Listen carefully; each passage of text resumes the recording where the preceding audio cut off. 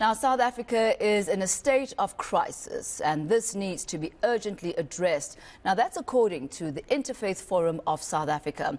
The forum says social ills as well as moral crisis are concerning. For more on that, we're joined now by the forum's chairperson and the General Secretary of the South African Council of Churches, Bishop Malusi Mpumlwana. A very good morning to you, Bishop Malusi, and thank you so much for your time this morning. First of all, Bishop, talk to us about who actually forms part of the interministerial faith mission. Actually, this is a forum that began during COVID. We called it the Religious Forum Against COVID. It includes the Hindu Mahasabha. It includes the Muslim Judicial Council, the Jewish Orthodox community, the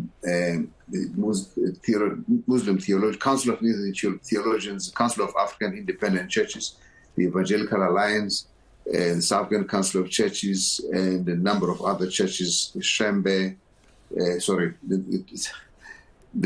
Nazareth Baptist Church, Kinyes Zinye, and Nazareth Baptist Church, Pagameni, and of course the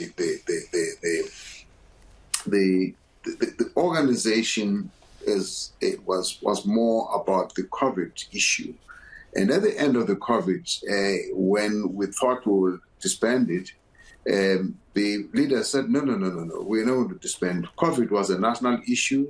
There will be many other national issues. We should stay with it and address particularly the issue, the moral issues, and the decay in our society, they decided. And so in the light of that, we've had more reflections on the state of the nation and the issues of, a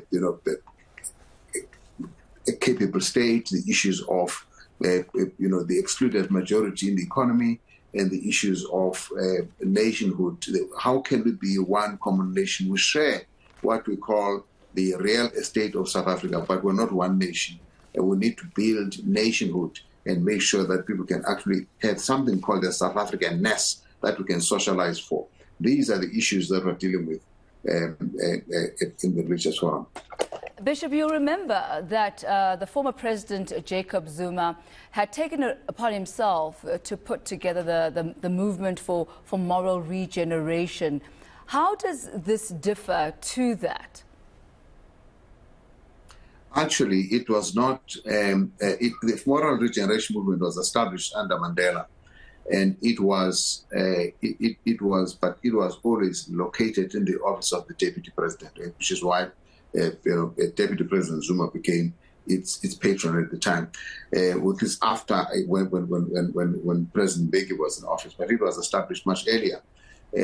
But we see the moral regeneration movement is a good movement. It is working well, but it deals with only the moral issues and not with the comprehensive issues that I've been talking to you about. And it is not in the hands of the faith communities, it is in the hands of government, because the Deputy President at any time is the patron, and the Premier of a province at any time is the patron. And that applies also at the municipal level. So while we work with it, the religious leaders cannot, therefore, not do what they need to do because there is a state body that deals with that. So what then practically, Bishop, will be the work of the faith communities here? Some of the issues that you pointed out are issues of inequality, issues of crime, issues of poverty, and even unemployment. Those are real life social issues and problems. What type of impact and what kind of steps are you going to be putting in place to make sure that you actually do make an impact beyond showing solidarity, but actually implementing sizable and measurable change? We take the responsibility as religious leaders whose communities are affected by the things you are talking about.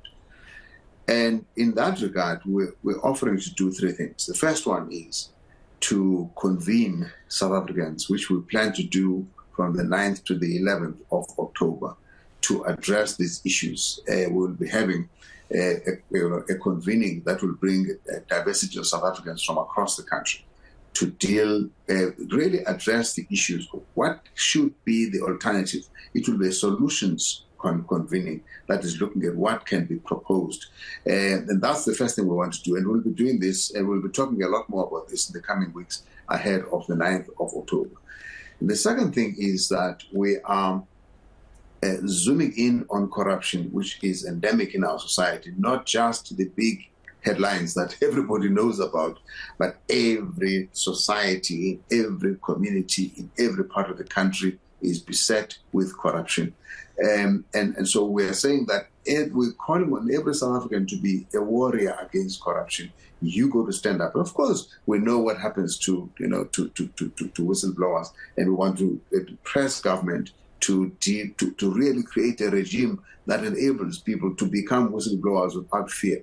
But also we are disappointed by the slow pace of bringing to book those that are fingered in the Zondo Commission, because at least that is on the table. We can see, but nothing needs to be done. Something needs to be done urgently about it. And thirdly, we are calling on South Africans to take responsibility for their society.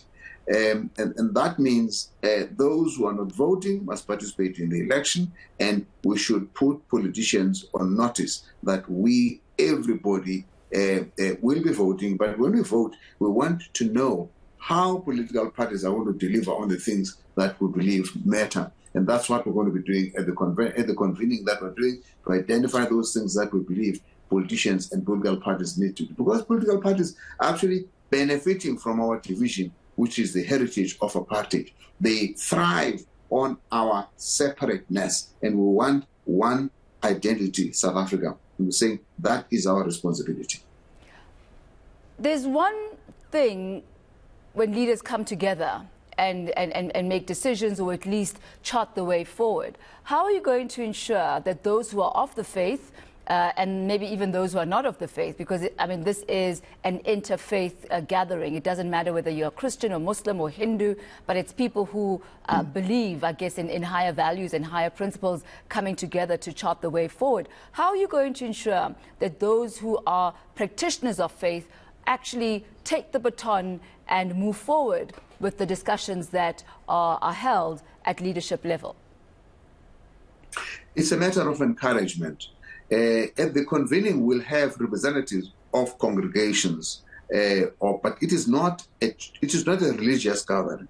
It is a gathering of South Africans. But obviously, we will want to make sure that some of those people that come from our communities of faith will be participating, together with business, with civil society, with all kinds of sectors of society, academia. Everybody will be. There will be diversity invited, but there will also be people from, and of course, the fact is also that just about everyone, whatever their career or profession, they believe in something. There are some that don't believe, but many of them are actually involved in the religious communities that we represent. And I think that there will be, once we come out of that convening in October, there will be something fairly tangible that we are proposing to society.